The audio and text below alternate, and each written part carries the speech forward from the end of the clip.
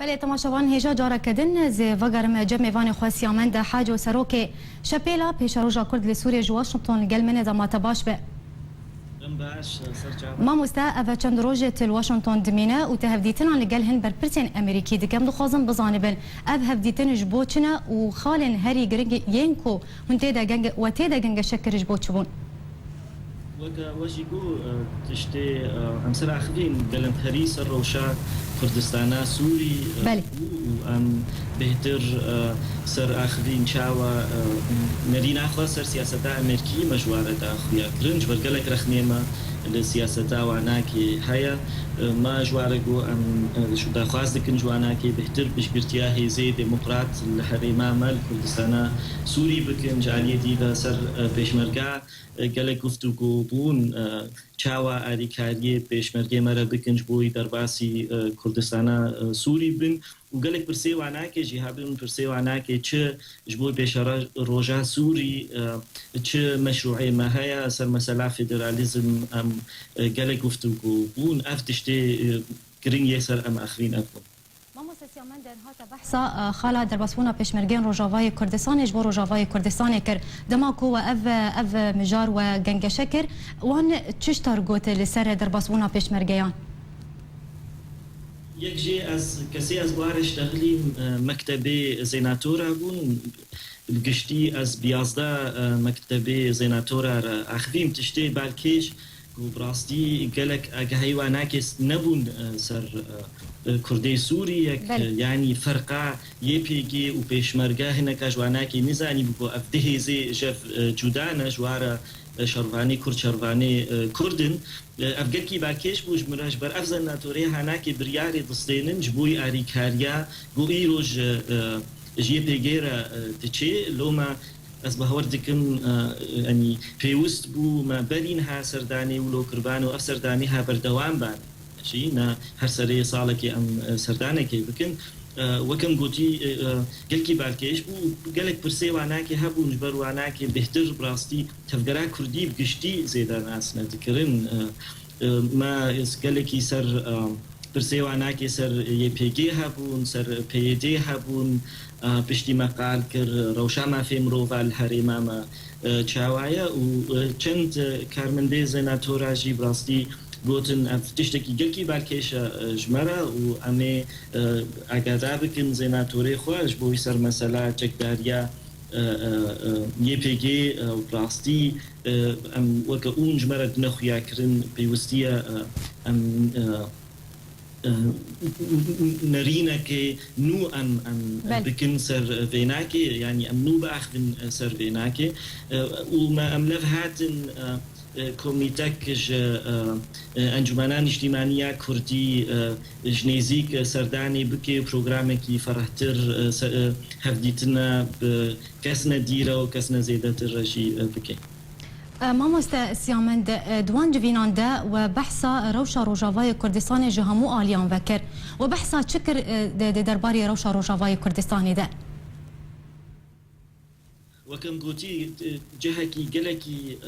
برفرهد قفتقوي مدى كرز روشا ما في مروفا اف سياستا يك آلي يا بيدي قورينا دي تفقرا سياسي يا كردية دي كاري خوي سياسي بكي قرتنا هفالي بارتيه مجلسه دا لشکریان نچاریش بر مجوار قوت يعني براستي چاوا امريكا جكاد دي هيزكا قو كساد رافيني ودخي دبي لشكريا خو لشكريا نچاريش بر بي دي نا حكومته ما في ناكينينا لشكريا نچاري غورا قانونين الدولتي ما في ناكينينا بروفاندنتي حسابي وامريكا تي جكاد دي هيزكا قو خلكيد رافيني ابناكي نياسايا وام هيفي تكن دختيل يبيجي بكي وبي دي بكي قو دفشوا كاري خوي طريش برديات مثلا زاروكا چکداریا نجادیش بوی زاروكا افجي مجارك شكفتقوي ما بون وعناكي قوتن وكم قوت افجارات بيشية ام واتشتي هناكي بريزن وچ پنتاگون چو وزارتا درفا امي اقادار بكن دعوة راپورا جو هناكي بكن ميزين راست افكاري هناكي الحريمة مدبي كردستان سوري دبي وراوي ناكي بريالي خوا بستين ما مستأسيامند إنها تبحث بخوندنا أنجمن الاجتماعية كرد لسوريا جو أمريكا يكر أف بخوندن وكنجي أنا كسي وهر أمريكا لجورة بخوندنة أف بخوندن جو آلية كيفية يعني كده خاصة بخوندنا أنجمن كريه بس هاتنا من فيديو كنت أنا كوميتا تكلية درفا يا أنجمن ما از حوالی خوی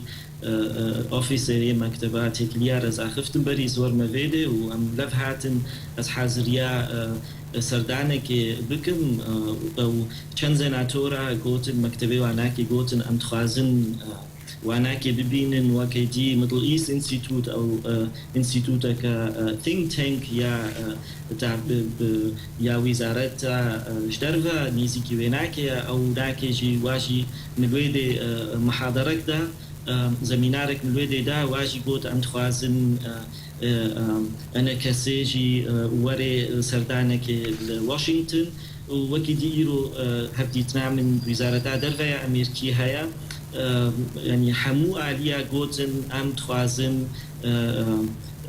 وفدكي انا كسي وري وسردانا امريكا بكي وشبوي تيكليا ام باربك ما مستدروجن بيدا هنا هبديتنا لقل كي بكن تشد بلانا ودايا تيكلي يكشي امي زيناتورا كن مش بيكر بيجم ان امي كونغرس كوميتا درفجي از واناكي رشي رونشتن واناكي قوت تشتي ام كارن يعني بكن ام كارن جوينا كفرح شي بكن شبو انجماني الكونغرس دا يعني كوميتا تيكلي درفا اغادار بكن سر روشا كرسانا سوري بهوريا مدا انجمان وری ویده و به گلک زناتورا را هفدیتنا چیب که اندامه کنگرس امریکی رو هفدیتنا چیب که وزارت در و پنتاگون جمره گوتن که یه کمیته در و یه زنات و یه کنگرس هر دو کاجی گوتن گو ام تخوازن بله گلک اسپاس جبو ما مستسیامند حاجو سروک شپیلا پیش روژا کرد لسوریا جو واشنطن تلگل ما بو گلک اسپاس جوش رو به اینتر